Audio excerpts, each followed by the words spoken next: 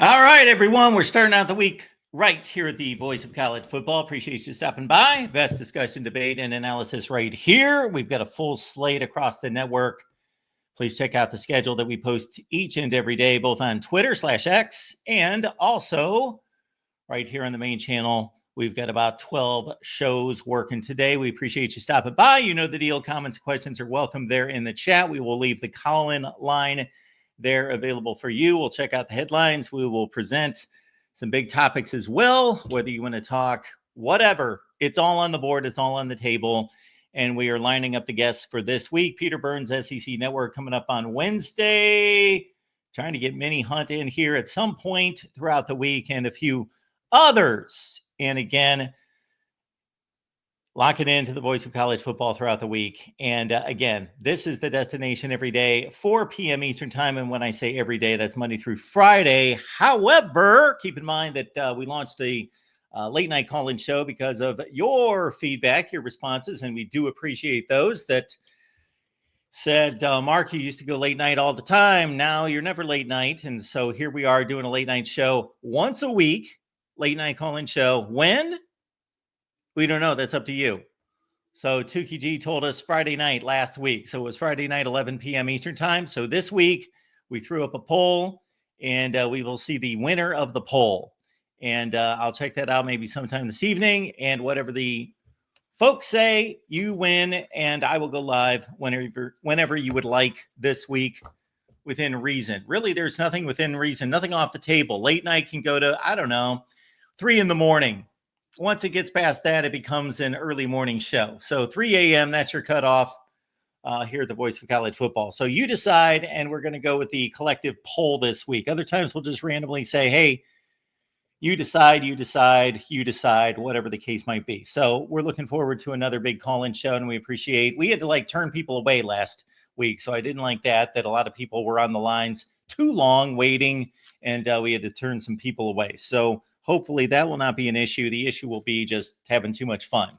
All right, talking college football, and we've got Alec Kiesler stopping by. He is a co-host on our Indiana channel. If you're not aware, folks, the Indiana channel is blowing up thanks to Alec and the rest of the crew over there. It's a good time when they get together, and we'll give you more details on the big show over there talking Hoosiers. Alec, how you doing, man? Absolutely. Yeah, we're doing big things on the Indiana channel. Growth is fun, but it's an honor to be here. It's a pleasure, and I'm happy to dispel some rumors and talk some Hoosiers. Dispel some rumors. Are there rumors Yeah. out there? So Alec, you contacted me maybe a week or 2 weeks ago, and we had done one show here where we went through win totals in the Big Ten. And I think we also looked at the schedules, of course, because that has a lot to do with the win totals. And then there might have been another Indiana related live stream that we did. So you took a few exceptions to this, and I'm curious to hear. I did. Well, the video ends with you calling the season a very uninspiring 8-4. It starts with you obliterating the non-con schedule, which I'm not going to sit here and defend, but I did want to get into a couple of the non-con schedules, a little bit of Big Ten strength of schedule, and then kind of how Indiana should be perceived versus how the public's perceiving them. But kind of I don't know how much time you wanted to spend on this, but a quick little game of guess whose schedule it is based on the non-con. I'll give you this one first. Marshall, Austin P, and Charlotte. Marshall, Austin P, and Charlotte. We're talking about 2025, right? Yeah. Yes. That sounds like Maryland. That would be the Georgia Bulldogs. Oh, I thought we were doing the Big Ten. Okay. No, I was just going across the country. Okay. Okay. I'll go Big Ten for you. Nevada, FIU, you can do anybody, Villanova. But I just thought we were talking about the Big Ten. Therefore, I narrowed my search there. Okay. Nevada, FIU, and Villanova. Time out on Georgia's. You don't have Georgia's schedule correct. Their non-con schedule. What's their non-con schedule? They play Georgia Tech too, but you only play 8 conference games in the SEC. You play 9 in the Big Ten. Georgia Tech. Okay, so you read off 3 out of 4. Yeah, I picked 3 out of the 4 because of the conference schedule. Okay. I'll give you a Big Ten team. Nevada, FIU, Villanova. Penn State. That is correct. That would be Penn State. And then an unfinished schedule, I believe. but Missouri State and Georgia Southern. An unfinished, somebody has a open date that they need to find an opponent? Unless the schedule on their team website wasn't updated yet. This is across the country? This is in the Big Ten. Georgia State and who? Missouri State and Georgia Southern. Oh, Georgia Southern and Missouri State. Well, I got to think that I know Wisconsin's playing a big team, and Iowa can't be Iowa, Oregon, UCLA, without belaboring it too long. And I'm sure they've got a third opponent, but that sounds like it might be Maryland. That is USC. Okay. USC plays Notre Dame. Okay, yeah, that's fair. More than fair.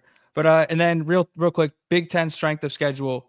The easiest schedule in the Big Ten that ESPN released in their top 40 would be Illinois. They came in at 40th overall, 16th in the Big Ten. 15th in the Big Ten would be Michigan, 14th Nebraska, 13th Oregon, 12th Indiana, and 11th Penn State. So sandwiched right in between Oregon and Penn State, strength of schedule wise, I don't think it's that big of a deal given that Indiana is going to play 9 conference games in the Big Ten, that their non-con isn't exactly filled with heavy hitters, especially given the fact that it's year 2 in the Kurt Cignetti era. Now, listen, year 4, even next year when the team's built out a little more, the depth is there, then I could see maybe there being some qualms about them not scheduling a tougher game in the non-conference. But I mean, this is still year 2 of a roster, and they're going to play 9 really hard games in the Big Ten. Yeah. So again, I think it's pathetic and embarrassing that anybody, including Indiana, would go out and schedule the likes of who they scheduled. But I also it's not like I single out Indiana. I have no vendetta against Indiana. I will be blasting Penn State. I will be blasting anybody who schedules that type of non-con schedule. So again, let's clarify. Georgia does play Georgia Tech and USC does play Notre Dame. So that kind of mitigates the rest of it. This season, Maryland, Rutgers, Indiana, Penn State, they might be the only ones have horrific non-conference schedules in the Big Ten. Yeah, and I'll give it to a lot of the Big Ten. They do play a lot of big games. Like I did try and like find certain teams that would fit my narrative a little bit, and you find that, yeah, you know what, there really is no defending the strength of the non-con.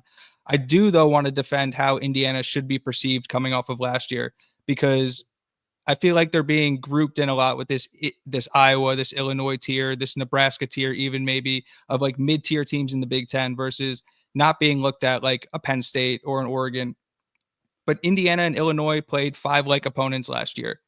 Yeah. In those games, Indiana's point differential was plus 171. Illinois was plus 54. Iowa, 7 like opponents. Indiana, plus 137. Iowa, plus 26. Okay. That might be slightly skewed by one score of 56-7. And 66-0 for Purdue. But there you go. Penn State. And those count. Games. Those count. Yeah, still, absolutely. And Indiana playing also Rutgers did. We would have to sit here and go back and forth between Rutgers and Indiana, who played the easiest schedule in the Big Ten last year. That's not their fault. I've stated that a million times. That Indiana has nothing to do with scheduling the conference games, of course, just that they should be evaluated against the schedule that they played. Now, see, I would argue the inverse, Alec. I would argue that Indiana is still needing to prove that they've reached the Iowa tier. They've played one season at that kind of level.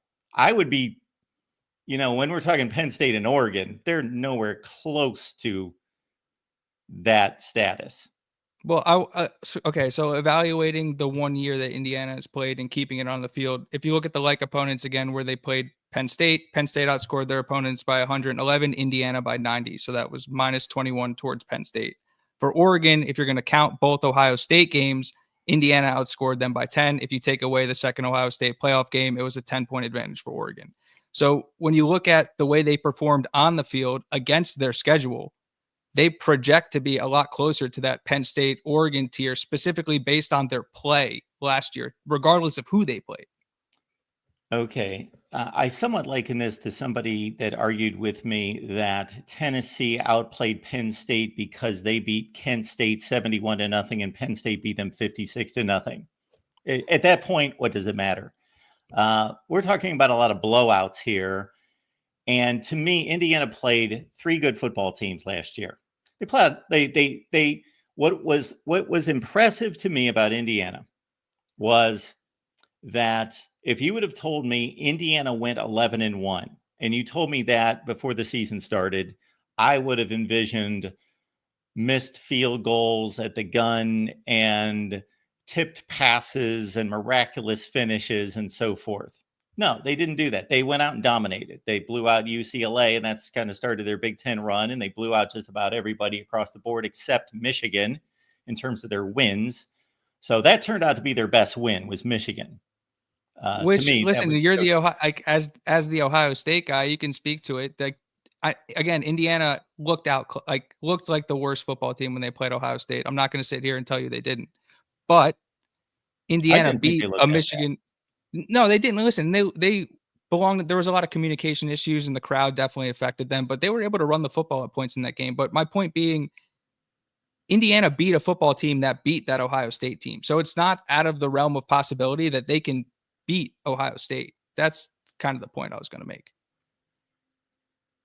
Alec, if you want to play the connection I know game, football I math can doesn't do a work like lot of that, that. but no, I'm aware, but I'm just saying, like, it's the idea that, and I get it, that Indiana needs to put more on paper than just 1 year. But it's also that you have 1 year of Curt Cignetti that's building the system. You look at the pieces they lost. They lost Mike Kadick, the center. They upgraded there. They went and got Pat Coogan, who was Notre Dame center, for their playoff run. They lose the quarterback, Curtis Rourke, who is number 9 in the Heisman voting. They go and get Fernando Mendoza from Cal, who they were in a recruiting battle for with Georgia for. Extremely talented. They're saying that he spins the ball really well, and he's adding a level of mobility that Rourke couldn't add. Again, Rourke played on a torn ACL for the entire season. They didn't even know. So there's an element in like explosiveness to this offense that we didn't even get to see. I like the fact that Indiana still has to prove it. The team feels that way. They have a chip on their shoulder. But if you just kind of look at the way they performed last year and the system that was put in place and the system we expect to see this year, like, it's the numbers are what the numbers are.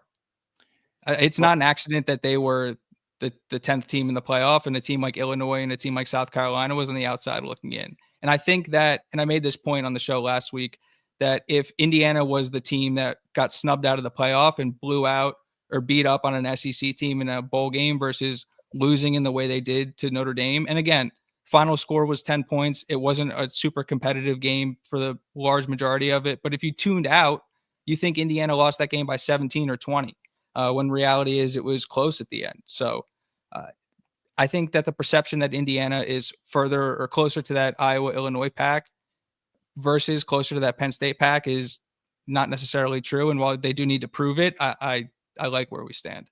Well, we don't know what's true yet. We have to watch it be played. So right now we're in the off-season debate of whether you have more evidence on your side or I have more evidence on my side. That's where we are. We'll find out what the truth is when they hit the That's field. the beauty of it. I have not done any kind of deep dive on Indiana in regards to their personnel, like I will and do with everyone across the board. My basic points with Indiana are that I was impressed. I was on board with. I thought it was phenomenal that Indiana made a playoff. I would have selected Indiana for the playoff. Now, when you compare Indiana versus Illinois or South Carolina, of course, they made the playoff because they were 11-1, not because they had marquee wins or anything like that, or really, really tight losses against elite opponents. If South Carolina had one more win, or whomever you want to fill in that spot, Ole Miss or Alabama, obviously they would have made the playoff above Indiana. Well, SMU was that last auto bid team. Yeah, if you want to go through. Yeah. But I understand what you're saying. And I do get it. Listen, Indiana definitely has to prove something. You do something for 1 year and the expectation can't be, this is what we see. It has to be, okay, prove it again. But when you start to look at Curt Cignetti's track record, the way he recruits and the type of players he recruits, and I know you said you haven't done your deep dive yet, but the level of depth they're starting to build, they have some really exciting pieces in the class of 24 and the class of 25, and a really important date coming up in the class of 2026 in early May. So it's when you start to think of what the entire I guess, ecosystem could look like in the way that the players specifically talk about what the team looked like from the outside. It's really exciting. Hey, everybody. This is Alec Kieser. He's co-host on the Indiana channel. We want to make sure everybody's aware. And the show is Tuesday at what time? Tomorrow night, 8 p.m. Eastern. Really exciting show tomorrow night. We're doing a spring game preview. We were crushed to find out that the game isn't being televised, but we'll have Jamie Jordan on. He's awesome in the Indiana space from the IU Reactionary. So, yeah, check that out.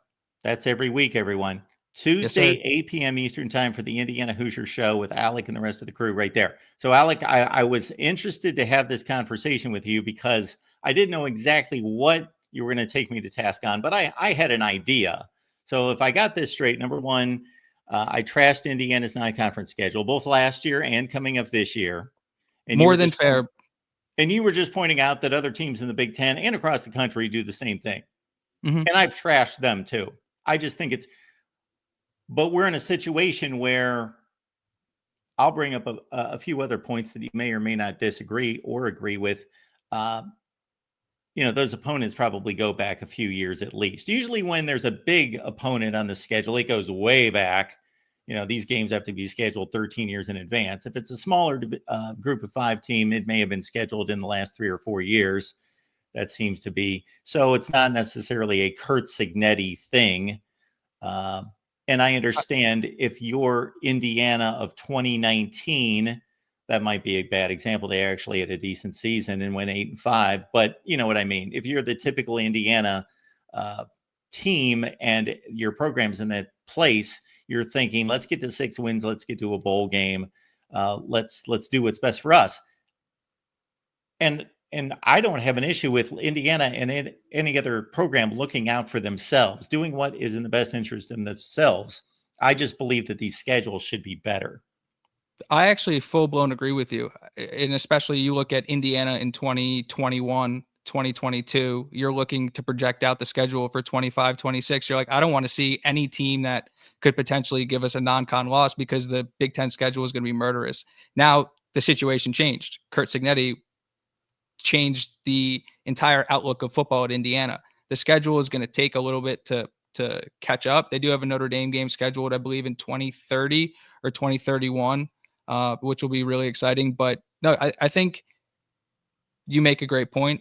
But at some point, the schedule is going to have to catch up. I just don't know if year 2 is fair to start like blaming Kurt Signetti, which you're not. So I do agree with that. So with the 2-game lead over South Carolina, Ole Miss, Alabama, et cetera, and others for the playoff spot, I had no issue with. And even again, my selection would have been Indiana for the playoff spot last year. Now, had that been a 1-game difference, I would have agreed with what I think we could have anticipated to have been the decision by the committee to punish Indiana for that non-conference schedule. But it was a 2-game lead, so I have no issue with that. The Michigan win is a good win. The rest of them are dominant wins over marginal teams or bad teams in the Big Ten, but they are dominant wins. And then I would categorize the Ohio State and the Notre Dame losses to be, I did not consider either one of them to be anything close to an annihilation. Were they close games? No. They were basically showing that Indiana could be competitive on the field, but not competitive in a threatening aspect.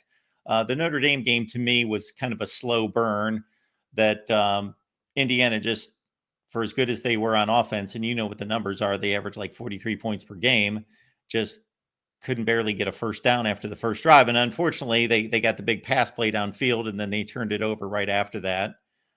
Or who knows, that they might have been able to gain some momentum and take it from there. And so I thought Notre Dame, what was the final 27-17? I thought it was a much more decisive win than that. But again, I don't think they got annihilated. We've seen plenty of teams during the playoff era get annihilated in the playoffs. And depending on their status in college football, whether they are given some kind of a pass or not. But of course, Indiana wouldn't be given that pass. But a lot of teams got blown out in these playoffs. So Yeah, I would say I full blown agree with the take that if Indiana was 11-2, and even if that loss was against Michigan, but say the loss was against somebody else, maybe they lose the Washington game that Rourke didn't start or something. Like it would be a lot harder to make the argument based on their schedule that they deserve to be in. And I think Indiana fans were prepared for that, which is why blowing out Purdue and making that statement was such a big deal. But again, to the two losses, where Indiana got exposed was over the middle. You had Agbuka, who destroyed them over the middle in the Ohio State game, and you had Julian Faison for Notre Dame, who I think he had like 6 for 100 or something like that, but they just couldn't cover him in the middle. That was actually one of the areas they addressed. They went out and got 2 or 3 different corners. They brought in Ryland Gandy from Pitt. They brought in a nickel/rover, Devon Boykin from NC State. They also went out and got Amarion Knighton from Northern Illinois. So they tried to address that position. We'll see how it ends up going. And then they just have a bunch of dudes from the class of 24 and 25 who can slide into that safety or rover role, as well as brought back Lewis Moore from Ole Miss. So they went out of their way to try and address the issues they faced covering the slot and being a little bit more athletic on defense. So, but yeah, it's looking at their schedule last year, the fact that they had so many dominating wins is why Indiana fans are so confident, because it's not just that they beat bad teams. They did exactly what great teams do to bad teams. except they weren't a great team. Well, they were it depends on where you want to put that cutoff, because they were the 10th best team in the country. And their only 2 losses were to the 2 teams that won the college, like that were played for and won the college football playoff. They were the 10th ranked team in the country. We could debate all day where they truly placed in college football. I don't think they were the 10th best team in the country. I'd put them above 20, but somewhere in that range. There weren't 12 teams that could beat Indiana on the field that could match their scheme and beat them with athletes. It just, you saw the way they looked against these fringe teams. Like Illinois was 50-49 against Purdue in overtime at home. Like that's the 13th best team in the country. I don't know about that. Yeah, there's always one game that you can point to for a lot of teams. We can go through one game scenarios for a lot of teams. I don't know that I was exactly going Illinois' route when I was looking for better teams than Indiana. I'm using Illinois because they popped up on the screen, but sure. Even Iowa lost at home to a good Iowa State team that went and got obliterated by the only playoff team they faced. Yeah, I wouldn't have been going at Iowa either, but yeah, the 10th best team in the country. Yeah, that's difficult for me to stretch them up that high, but well, and again, I'll say like there are 2 fan bases that have every right to look at the Hoosiers with skepticism, and those being Ohio State and Notre Dame. So yeah, well, don't clump me in a fan base. That's not my no. I'm just college football, but no. I'm just saying in terms of like who there are large fan bases that are entitled to have those types of opinions towards Indiana because they played non-competitive games with them. So I do acknowledge that exists. I would have loved to have seen Indiana play. You know, if I could pick 5 teams last year, I would have loved to have seen them play South Carolina. Would have loved to have seen them play Miami. Yep. With Cam Ward. You know, I could pick out all sorts of teams. Would have loved to have seen them play that Iowa State team that you're talking about, or play Arizona State was the champion, so I don't want to go that route. I'm trying to find teams BYU in their classification, BYU, or there's a glut of SEC teams. Shoot, throw Texas A&M out there, and we would have handled them too. Well, you think you would have handled them. I would have probably taken Texas A&M to win that game. We'll never know. More than fair. We will never know. But yes, we will never know. And neither outcome would surprise me whatsoever. That's why I'm throwing out these teams. Like I would have a slight lean one way or the other, but Indiana beating Miami, Miami beating Indiana, neither would have surprised me at all. I mean, that's Miami is again one of those teams. What were they, 15 to finish the year? So I mean, you're right in that 10 to 15 5-team range. Like it's not exactly that insulting to say that would be a close game. I mean, that was a playoff team for 75-80% of the year. I don't know that Indiana would have wanted to mess around with Ole Miss. I actually completely disagree. Yeah, I don't think they would have Completely disagree. wanted to deal with that team. I think Indiana was licking its chops at a lot of these SEC teams on the fringe that were doing a lot of talking and providing a lot of bulletin board material. Yeah, I don't see Indiana being able to put out some of the performances that Ole Miss did. Yeah. What were Ole Miss? Ole Miss lost at home to Kentucky and Vanderbilt and who else? Not Vanderbilt. They lost to Florida. They lost to LSU. LSU. Who I'd throw LSU in there. I'd love to see them play Indiana. That's a team that lost to USC, no? Early Sure. to start the year. I'd love to see USC play Indiana. Me too. Like again, these are mid-pack Big Ten teams that Indiana was just blowing out of the water. I don't know that Indiana would have been able to put up some of the results. You know, USC played a better game against Notre Dame than Indiana did, for example. Yeah, that's also a rivalry game. Okay. But no, that's fair. Like again, those are teams loaded with 4-star and 5-star talent, and the biggest issue Indiana faced this year when they were out athleted. When they faced comparable athletes, they blew out those teams. And when they faced good athletes that were well coached, it was a lot harder for them because obviously that's the game of football. It's physical. But there were a lot of times where they were in a lot better position than their opponents. And like you look at a team like Nebraska, loaded with 4 stars and 5 stars, they were absolutely lost on the field. Yeah, they were. I don't know if they're loaded with 4 and 5 stars, but yeah, they've got better recruiting classes than Indiana, but they're in the 25 range there.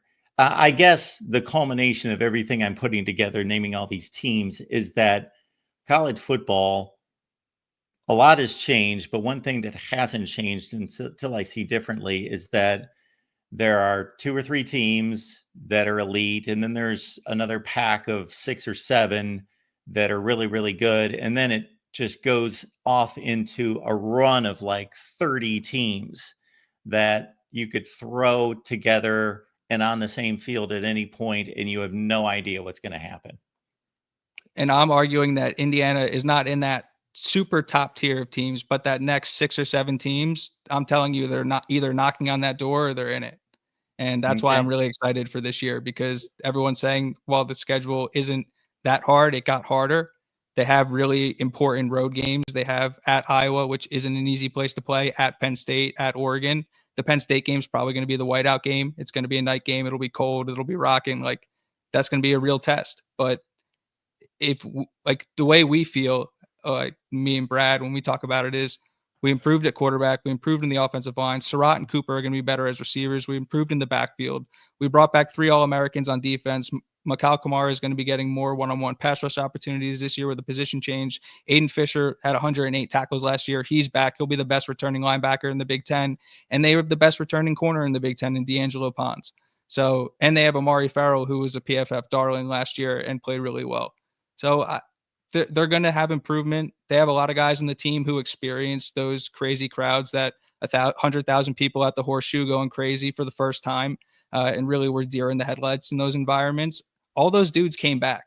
So it's not going to be the first time they face a crowd like that when they go to Iowa, when they go to Oregon, when they go to Penn State. And again, like Penn State, like that's going to be a serious challenge, but this team's ready for it. Maybe the reason I use the term uninspiring, and let's separate 2024 from 2025. I've not made a prediction on this season. I was like running through schedules and making projections. Again, I watched a bunch of those videos. So I do, and I do appreciate that you can look at all of these teams and speak credibly to them. It is really impressive. Well, I appreciate that. I used to know a lot more. I got my head in business most of the day now. But anyway, to me, yeah, projection's different than I will make a final prediction. It may be 8-4. I don't know. Certainly whatever it was last year, it was way off. I think it was 5-7. So there you go. Indiana obviously bucked the trend. Let me throw this number at you, Alec. You don't have to pay me for this one, but you can bring this up anytime. So it hit me about 7 or 8 years ago looking at these preseason magazines that they're way too conservative, way too conservative. If you look at them, they basically just take last year and make the obvious tweaks that we know, okay, they lost quite a bit and they gained quite a bit and whatever. And then it turns out to be something similar. And I thought, is college football really that stagnant where these teams don't change much from year to year? So I thought, what's a significant change in wins from one year to the next? And my determination was 3. Now, I'm not saying that that's right or wrong. It just seemed like it felt like that's a significant change from one season to another. 3, we'll go 3 wins. If you're 6-6 one year, you go 9-3. Hey, you increased significantly. You were an average team, and now you're roughly a top 15 team, etc. You're 6-6. You go to 3-9. That's a bad drop off. So I took that measurement, Alec, 3+ wins or loss difference from the previous season. And I started marking each season and going back through the power conferences saying, let's see how many teams changed that much from one season to the next. So last season, 70 teams in the Power 5. How many do you think had at least 3-game increase or decrease in wins from 2023 to 24? Part of me feels like I'm cheating because I feel like I just watched the video that gave the number, but I can't remember the number, so I'm not. So I want to say it's like it was high though, like 65. Was it 65%? Well, no, Or out of was it? 70. Oh, 65%. No, it wasn't Oh, that okay. high. So yeah, usually when I ask people this, and they've kind of caught on to this at this point, but early on they'd say, I don't know, 8, 11, 12. Well, it's usually about 20, 22. Last year was 29 teams. So well over a third of the teams had a drastic swing in wins and losses from the previous season. And obviously, Indiana is the poster child of that. So it's funny because we get on here and look at these win totals. And I was doing this the entire time. I was saying the Vegas win totals seem to be pretty close. Every so often you'll see one and say, okay, I think they kind of missed it here. But most of them seem to be dead on. But they're not going to be dead on. About a third of them are going to be way off. We just have to figure out which ones those are. I think specifically in Indiana's case, when you look at why they were able to make such a drastic jump last year, it's because they overhauled the entire football infrastructure of the university. It's not just that they went and got a new coach, they got an entire new coaching staff across the board. They didn't just start like looking into NIL, they became a major player in NIL. They upgraded the facilities, changed the weight room, they're getting new turf. It's a full frontal attack from the university in terms of we're going to be good at this sport because we care. And that has been the biggest change from Indiana from 2023 to 2024. And that has been like Kurt Signetti is the face of that.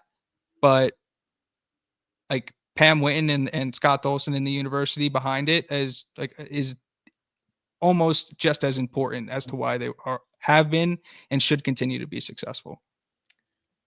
I get about 120 people watching us right now. If you're watching on Twitter, watching on Facebook, we appreciate that. That's awesome that you found us there. But please make it on over to YouTube because you can take part in the conversation in the chat here. And again, we got Indiana Football Talk, and we got Alec Kieser here, who hosts the Indiana Show. That's every Tuesday night, 8 p.m. Eastern Time, and Jackson's on it, of course. And he has dropped the link there in the chat. I'm sure you've run into Jackson, Alec.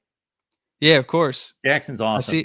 I see it's funny to see people that I like have interacted with on Twitter in the past over the last like 6 to 8 months, and then see how different people are like looped into the voice of college football world. So that's been really exciting. Yeah. So there we've got the Indiana schedule. And so when it sounded like the term uninspiring got to you. And I understand that. I couldn't even tell you, Alec, right now why I said that. I think my I'm saying all this off the cuff. There's nothing prepared here. I sit down with zero preparation every day and just talk. So that's no excuse. I need to be accountable for my words. But I think what was going through my head at the time was I thought, okay, if I'm projecting 8-4, that means they went 5-4 in the Big Ten, which means, it's okay. No, I think it was right. I think your characterization of it was right. My problem comes in, and obviously not you, but starting from during that Notre Dame playoff game when ESPN and Sean McAdams are literally like obliterating Indiana's credibility, and Yes. ESPN spends the week destroying the credibility of Indiana to be And there. the So Big it's like Ten, by the way. exactly. Yeah. So I'm on guard fully when it comes to protecting how Indiana should be perceived. And so that's why, but I believe you're right. If Indiana goes 5-4 in the Big Ten, that is a very uninspiring 8-4. Sean McDonough is a great McDonough, not play-by-play. McAdams. Yeah, Sean McDonough is All right. a great play-by-play guy. But every so often he goes on a soapbox because he has something to say, and that's really not his lane or his role. If he wants to start a podcast, fine. But you're doing the play-by-play for a college football game, and you've got an analyst next to you anyway. Yeah, he started railing on the Big Ten. That was the biggest problem with Herb Street too, is that like your position is supposed to be analyst who's giving like unbiased like conversation about the game, not like who should and who deserved to be there in that case. So yeah, I'm watching this. I'm watching this Indiana Notre Dame game, and I'm thinking this is the first playoff game of this format, the very first one. And Sean McDonough is already railing on the Big Ten, and I'm thinking, number one, this game was not a blowout. This game was a game that Notre Dame was clearly the better team. I'm not campaigning for some kind of close game, even though it was a 10-point game at the end. I think that was window dressing. But anyway, Notre Dame played a solid game. They were clearly the better team. But this was not like these teams don't belong on the same field kind of game. And then he clumps this into just an entire conference narrative. And I'm like, Ohio State, Penn State, and Oregon still have yet to step on the field. And you have just annihilated the league like it's rubbish based on one performance by one team that wasn't that awful. It was crazy because Ohio State was, even at that point, perceptionally, if not the best, the second best team in the country. And then you look at the way Ohio State played in the last month of the season through the playoff, and that they were by far the best team in the country. It was not even close that the best football team was in the Big Ten. So, I mean, it just looked silly the longer it went on.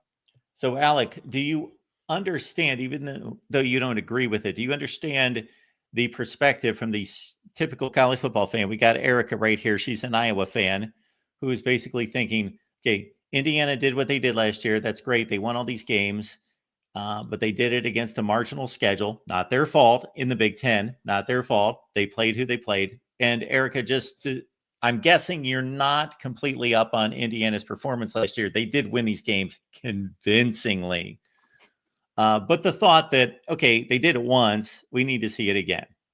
I actually 100% agree with it. I think part of my job as an Indiana fan is, especially because I feel so confidently about my own team, is to battle against that narrative. But I would almost feel worse if everybody was like, nope, yeah, they're just good, and handed it to them. And that was the way the team felt. Because like I said before, the team has a chip on its shoulder. They don't feel satisfied with the way last season ended, and they do feel like they are being slighted. And so I don't disagree with the sentiment from college football fans. I think it's more than fair. I think if you watched Indiana last year and you paid attention this offseason, you are more confident than most that the trend is going to continue. But I think it's only natural to look at something happening once and like want to see it more than once before you just confirm it without, deep diving into it that it's going to happen again. Yeah, a couple of people posted here about the ESPN angle on this Indiana/Big Ten situation, and that was obvious. They lost Big Ten football for the first time in the history of ABC Disney Television, and to get 4 teams from the Big Ten in over their prized product, which is the SEC with 3, and knowing that 3 SEC teams were just on the cusp of making the playoff, and they got knocked out. Rightfully so. They lost the games and did not have the record to back it up. Yeah, was there an argument? There's always going to be an argument, but they didn't earn their way into the playoff, and so that they were going to, again, their mouthpiece that night was going to take the opportunity to hammer away at the Big Ten, even though that was obviously way too. It was aggressive. It was really aggressive. The gun. Yeah, jumping the gun. Listen. You have a $3 billion TV contract, and I can see why some opinions may be swayed regardless of what the facts tell you. Yeah, it's just you look foolish when you're doing that, and exactly 24 hours later, Ohio State's got its foot on Tennessee's neck by 4 touchdowns. It's The So it's orange just TV. takeover of the horseshoe. Yes. So Erica, here I want to make this clear. Yet you didn't say it was a marginal schedule. I was actually that was my term, and I was being kind. We have a guest here. I was being kind. I thought Indiana's schedule was, but not their fault. They were given a schedule. For Again, I'm example, not. I will not defend the strength of their schedule last year. What I will defend again is their their performance, and they killed performance. everybody. Yeah. So And Michigan has a situation this year. I don't know if you've gone across the Big Ten where uh, their schedule was pretty brutal last year inside the conference, but coming up this year, for example, what I do, Alec, is I'll take each team in a conference and I'll take out the teams that they're playing both seasons, and I'll just look at the difference in, let's say, the 4 or 5 games that are different in the schedule. And Michigan's goes from, like, obviously everyone plays 9 games in the Big Ten. Their 5 different opponents go from like 31-14 to like 9-36 records oh, in the conference. They have an easy schedule. They that's don't nuts. they don't play one team in the Big Ten with a winning record from last year except Ohio State. They're the only team. They played one team with a winning record. Go look at Michigan's schedule. That's crazy. I know Indiana doesn't have them this year, so I haven't really had to think of them. And Yeah. again, there are a lot of questions there. I'll have to tune into TJ and see what he thinks about who's starting at quarterback for them and what they're doing. But that's again a team that was playing really well at the back end of last year, going into an obscenely easy schedule. That's probably a preseason playoff team. Yeah, no, Oregon, Indiana, Penn State, the USC and Washington at 4 and 5 in the Big Ten are their 2 toughest opponents outside of Ohio State. That's Record wise. insane. That should be getting more attention than Indiana's schedule. Yes. I've posted 2 videos on this. I do what I can, Alec. I try to get around to everyone. And I railed on Ohio. There's a little difference with Ohio State. In 2019, they did not schedule a power conference opponent. They had Cincinnati and 2 other teams when Cincinnati was a group of 5. And I railed on Ohio State's schedule that year. Now, there was a bit of a difference last year. Last year, they played in Indiana. That was a little tougher, but basically a group of 5 non-conference schedule. The only difference there was they did have Washington on the schedule. And then when Washington joined the league, they changed that out. Yeah, kind of nothing you can do there. Yeah. But no, Ohio State, again, you as an Indiana fan, I hope that they get to the point where they're scheduling a week 2 game against Texas and hopefully in prime time. I saw that the AD is trying to battle for that one, which is ludicrous to me that Ohio State has to battle for primetime games. But like that's the position I want to get to, but I also want to win football games and be able to recruit and build something. And I understand that if you're taking a roster that might not be ready yet and putting another tough game on the schedule without giving them time to mesh together, then it could get a little dicey in terms of what it looks like. But no, I actually fully expect that Indiana, as the Kurt Signetti era lengthens, that these early, like, they're too big of a brand to not want to put in these big games. Well, I'm assuming that since that game with Ohio State and Texas is in Columbus, that Fox owns the rights to that, and they put their big game at noon Eastern. Every single time. Yeah. All right, Alec, anything else? That's all I got. Again, we got an awesome show tomorrow night. Jamie Jordan's coming on from the IE Reactionary. And yeah, every Tuesday, 8 p.m., we're talking Indiana football. The Indiana show, folks, is first rate. It's a good listen, a good watch. So head on over there, check it out. Jackson has left the link there in the chat, and get on over there. Or just, Voice of College Football Indiana. You should be able to find it in the search bar. They are growing by the day. So get on over there and get in on the ground floor. Alec, it was great to see you. I took my shots, and it didn't turn out to be too bad. Mark, I appreciate you having me on. Thank you. Thanks, Alec. All right, great stuff from Alec. And again, we've got an Indiana channel that we are mighty proud of, and Alec's doing a great work there with the rest of the crew, talking Hoosiers every Tuesday night. We did not expect a long time ago here at the Voice of College Football that we would have the likes of an Indiana show and an Indiana channel. That wasn't really on the board. Les is saying, Mark, while you taking shots, Michigan play the Sooners, so stop. Okay. This channel, and specifically this show, but this channel, one of the things I used to say when we first started this was it's for the smart fan. Okay. This show, this channel is for the smart fan. And if you're not a smart fan, that's all right. We still love you. You are still welcome here. If you're not a smart fan, just stay here and you'll get smarter by the day. Okay. Let me differentiate what I'm talking about with Michigan. Michigan's Big Ten schedule is, by record, statistically, it is the easiest schedule in the Big Ten. I didn't make the schedule. Michigan didn't make the schedule. I'm not blaming Michigan for playing a crappy schedule this year. They played a, did you hear the same sentence? Did you hear the same run of reasoning I was given? They played a difficult schedule. I called it brutal last year. So this has nothing to do with Michigan. It has to do with analysis of the schedule. They play an easy schedule, arguably the easiest schedule in the Big Ten. That's just a fact.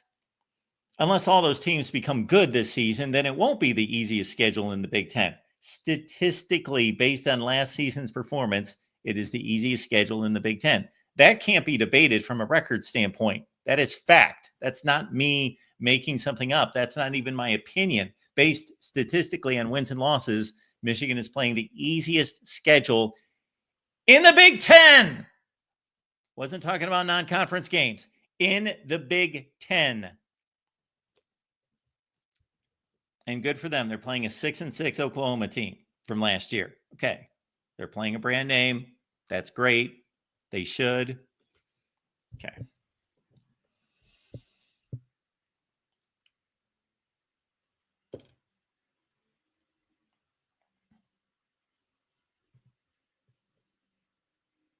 Rowan, it's a brand name, the Big Ten.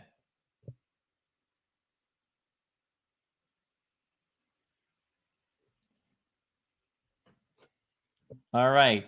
So I will post the call-in line. We will take calls from you.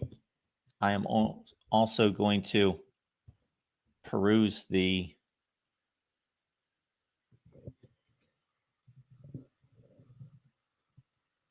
headlines. And a few people have noted that we have failed to finish our program rankings. We will do that this week, most likely on Tuesday. I don't believe I've got any guests on Tuesday. So I think we'll show up on Tuesday and do the program rankings. We'll finish out 25 all the way down to number 1 or up to number 1. So again, the 2025 college football program rankings here at the Voice of College Football. We have gone from 136 all the way up to 25. We got to finish out the rankings, and we will most likely do those on Tuesday. The call-in lines there in the chat. Elsewhere in college football, and I need to get to a super chat, and I was going to go to the story that accompanies this super chat. Ryan, thank you so much for the contribution. We appreciate it. Sorry that I am just now getting to this. Wisconsin gets screwed again. Transfer tight end Koziol signed an NIL deal. Then right before the spring portal opens, he bolts out of Madison. I would hope that these NIL deals are conditioned on the presence of the player for that program. That's something I brought up from day one. The first NIL deal I remember was one Auburn quarterback, Bo Nix, who signed an iced tea deal. And within a couple days, my thought was, I hope that these are contingent on the players staying with the school. I don't know that I've ever, well, I have a few times heard there being a confirmation of that. So we will get to this story about the Wisconsin tight end here in just in a second, but we've got a caller on the line. Welcome into the Voice of College Football. Yeah, hey Mark, it's Dan, but you'll probably know me as Caden. But let me just explain something to you that I had a bit of a change with the channel. So I will no longer be doing college football shows on my channel. you all will be seeing some farm vlogs actually on this channel. So be sure to stay tuned because I got some farm vlogs coming up on my channel. All Dan the right. Diesel Freak, because Dan is my actual name. Caden isn't. Caden is the character I created to come on here, rant, etc.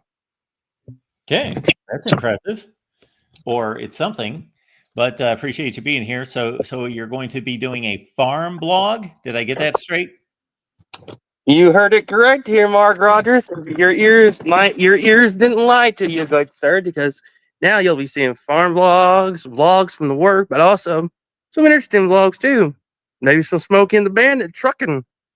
So stay tuned to the channel. You'll never know what surprises come on my channel. All right. Awesome. All right. Anything on the college football front that interests you today? You know what, Mark? There was something I need to get off my chest that I wanted to, honestly say. And just so everybody knows, my name is Dan. Just so everybody's clear, it's Dan. It's not Caden. It's Dan.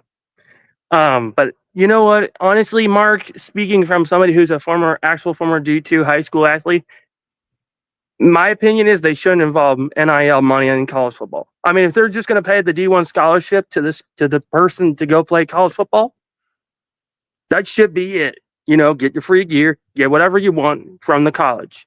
But as far as NIL money, I see where the investment is, but at the same time, with the Nico situation, I feel like it's turned these players' heads upside down, if you know what I mean.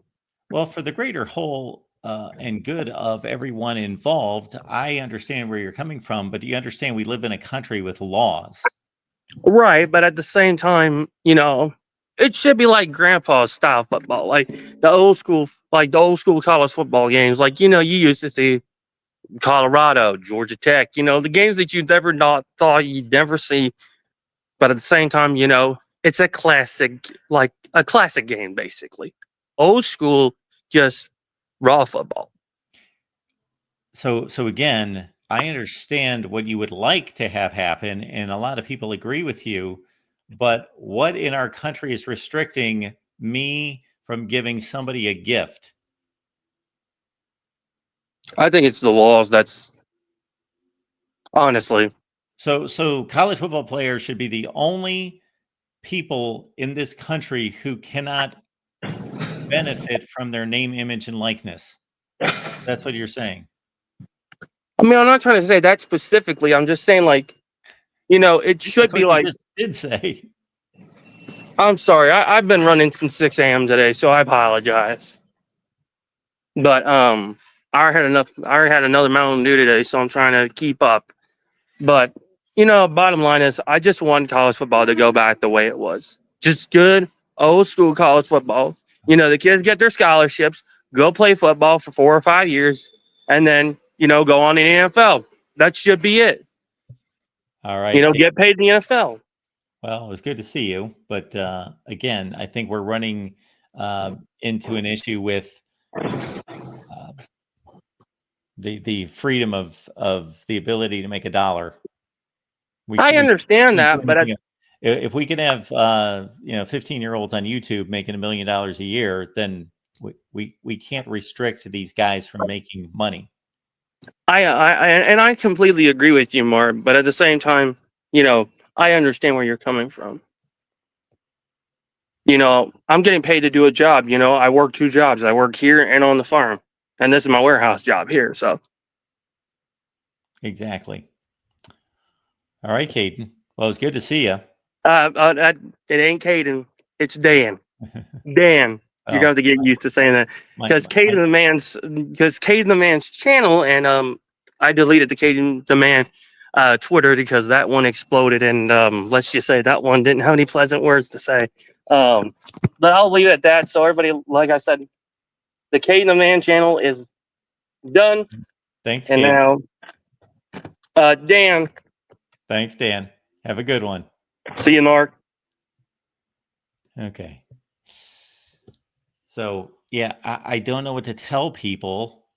I know we want college football to return to yesteryear. I would enjoy that as well. We know that the players are going to sign a scholarship. They're going to stay at the school. They're not going to transfer except for very rare cases, and they're going to play for their teams. And we think they're going to go to class, almost all of them. There's going to be a few exceptions. Yeah, we will put a blind eye to that one and that one over there, but that's fine. And they'll get some money under the table, and they will too. But basically, they're going to class and they're playing football and they're staying at the same school. We would all like that. However, the one issue in all of that is every other student in this country gets the opportunity to transfer to another school. Every other student in this country or individual in this country has the ability to make money.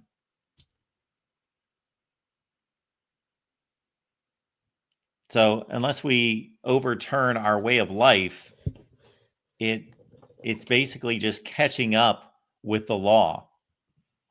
The model of college football is basically just catching up with the law. That's what we're looking at. All right. Of course, we appreciate everyone being here, and I wanted to get to a few things here right out of the gate.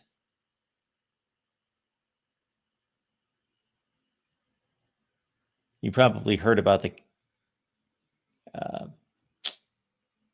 Kyron Lacey death over the weekend. Sad. Nico Iamaleava, we discussed that a few different times. We did a live stream as soon as that went public on Saturday. Check that out. And so really nothing of note there. Eastern Michigan has an assistant general manager. If that's the biggest story of the day, then we'll move on to this, because I wanted to follow up on one of the super chats there involving the Wisconsin tight end.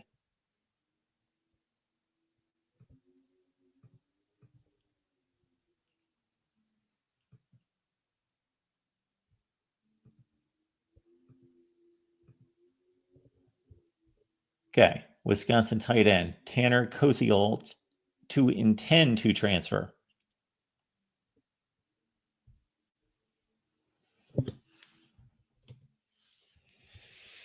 Okay, so Wisconsin football seemingly made a huge addition to its 2025 roster in December with the commitment of Tanner Koziol, the former Ball State tight end. Entered the portal, had a big year for Ball State, 94 catches, 839 yards, 8 touchdowns. The number 3 tight end available, huge pickup for the Badgers. The new offensive scheme with Jeff Grimes as the offensive coordinator seemed to be a good fit for Koziol. The 4-star player transferred to Madison early so he could participate in spring practice.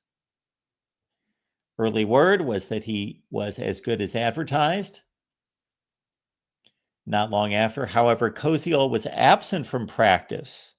When asked about it, head coach Luke Fickell said, Tanner is dinged up and is going through a few things right now, so I don't know what exactly is going on. Well, that's not exactly a great comment coming from the head coach. I don't know exactly what's going on.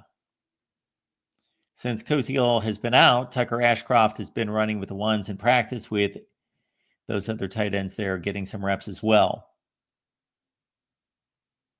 Badger Extra's Colton Bartholomew is reporting that Koziol has not even been in Madison, heading home over a week ago. So, we talked about this following the Nico issue on Saturday and over the weekend after he missed practice on Friday. Yeah, now guys just won't even show up at practice. Now we have our second one who just bailed on practice.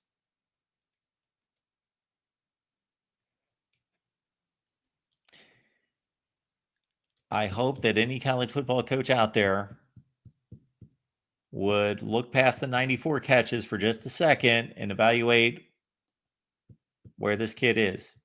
Because if for whatever reason he got to Wisconsin and he didn't like it, he didn't like something, for as petty as that might be, or maybe he had a valid reason to want to move on after spring practice, or during the process of spring practice that he had made his decision, you're still a member of the Wisconsin football team and show up for practice.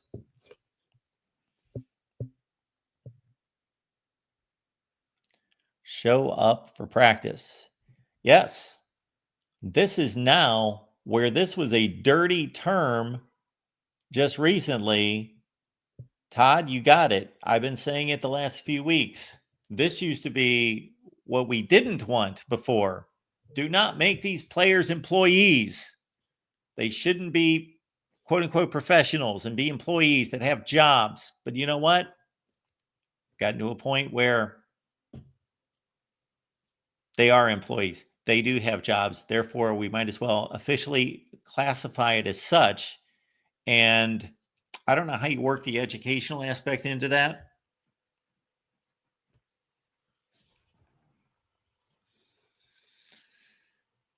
Maybe that's part of the stipulation of being an employee. You've got to go to class. You've got to pass this coursework. But to keep them in line, going to practice, still invested to some degree in their current team, they're employees. And they have to be penalized if they just pick up and leave. If you get another job, then you line up your previous job and put in your 2 weeks notice and you're able to move on to your next job. But if you quit, I know something about this. If you quit before you get the next job, well, then you pay the consequences. You got to figure out a way to make some money. Well, it should be the same here in college football. It should be the same.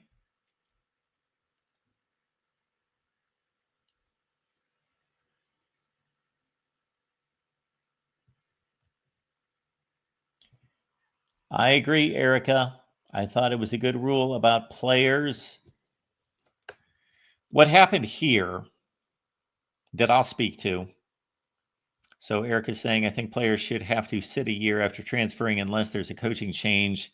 Things start going downhill once the rule started or was eliminated. So yes, you had to sit out a year unless there was a coaching change, head coaching change.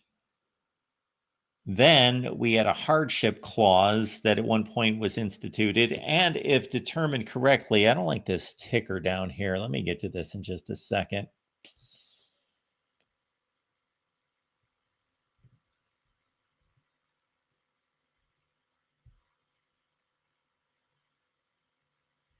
I don't even know where that ticker's running from. That's not my ticker. Anyway, we'll go with that. We will honor our YouTube and Patreon members. So, yeah, you had to sit out a year unless there was a coaching change.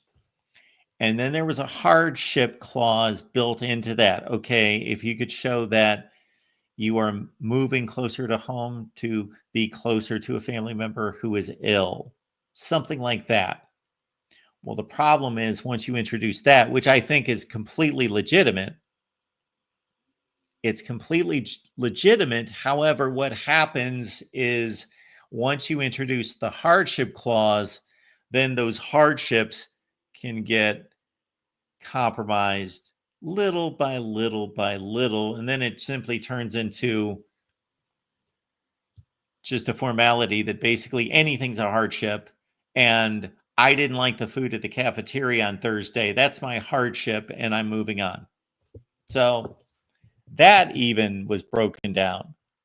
So many things in this country started off as good things that had some good intent to them being legitimate and valid, and then corruption, greed, compromise set in, and then they turn out to be detrimental.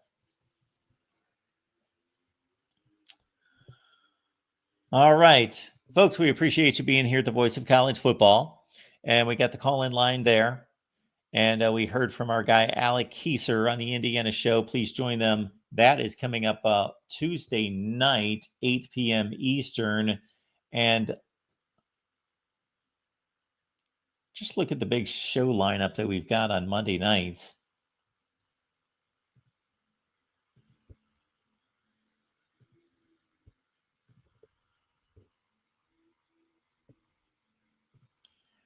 On Mondays, it looks like this.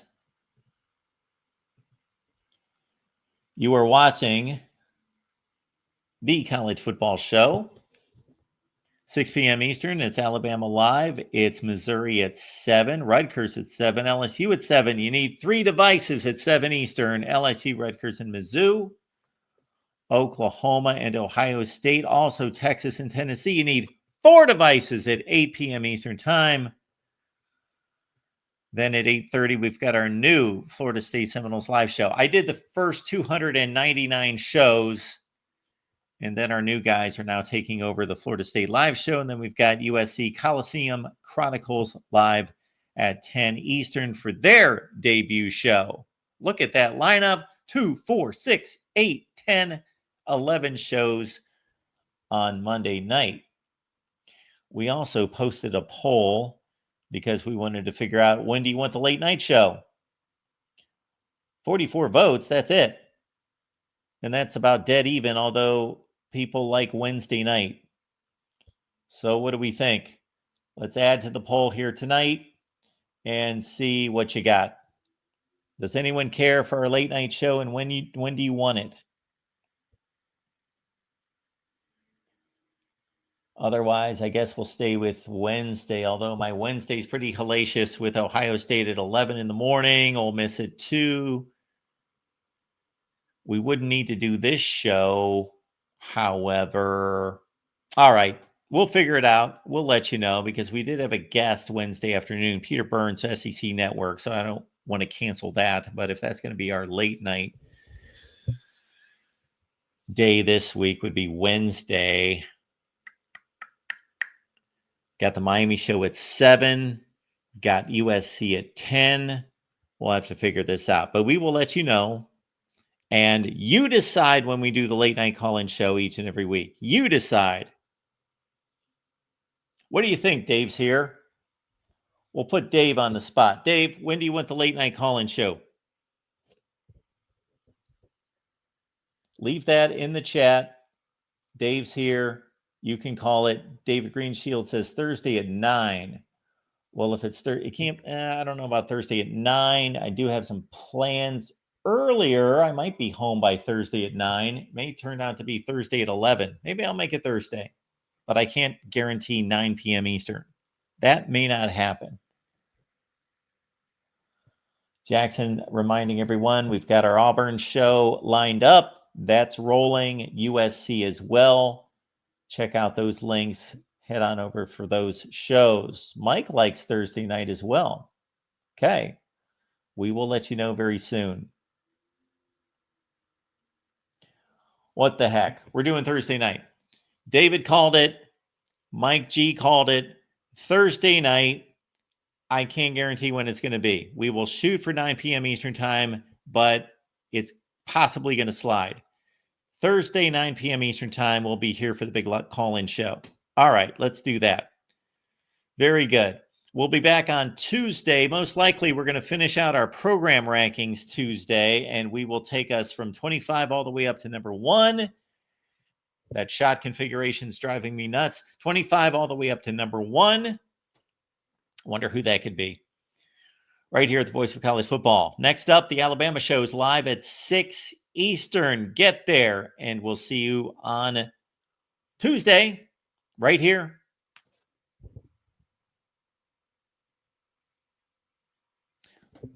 Also, a scheduling note that our On the Move show with Leanne Herring is going to be Tuesday night, probably at 8 Eastern. Of course, hit the bell for the notifications to know when we go live, but we'll be right here Tuesday night with Leanne, most likely at 8 Eastern.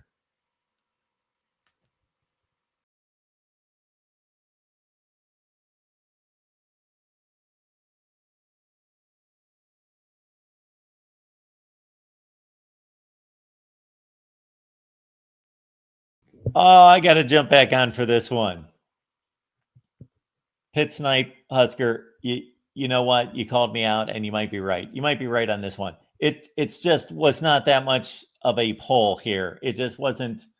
Yeah. All right. He's calling me out. I got to say, that's what the poll said.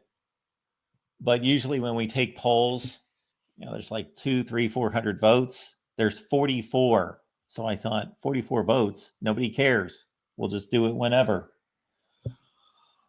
Technically, Pit Snipe Husker is correct here. He is correct. Minnie says she's busy Thursday night. We will do Thursday night another week because I got to stay true to our poll. Pit Snipe Husker, for anyone that wants it on Wednesday, thank him. And if you didn't want it on Wednesday, you can blame him. But he's holding me accountable, and I got to say he's right. So we threw out a poll, and even though it didn't get much of a response, I still have to honor the response, and we will see you on Wednesday late night. We do a USC show at 10, so I'm probably just going to come right on over here right after that. So about 11 p.m. Eastern time on Wednesday night for the late night call-in show. Wednesday, 11 Eastern. See you then. Pit Snipe Husker, appreciate you holding me accountable. See you on Wednesday night. But before that, of course, see you on Tuesday.